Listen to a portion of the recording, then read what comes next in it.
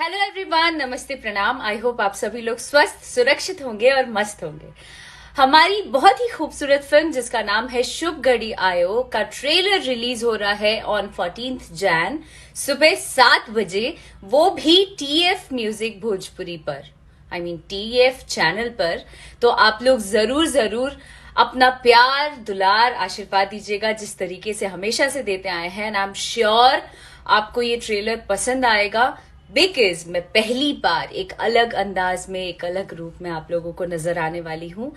और हमारी फिल्म के डायरेक्टर चंदन उपाध्याय जी ने, I mean amazing director he is, उन्होंने बहुत मेहनत करके, मुशक्कत करके ये फिल्म बहुत ही बेहतरीन फैमिली ओरिएंटेड फिल्म बनाई है। और हमारे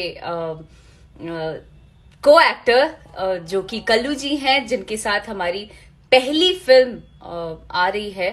और I am hoping for the best. और आप सभी लोगों से रिक्वेस्ट है वंस अगेन कि आप लोग जरूर ट्रेलर देखिएगा और मुझे अपने अपने कमेंट्स के जरिए बताइएगा कैसा लगा। I am waiting for that. I love you all.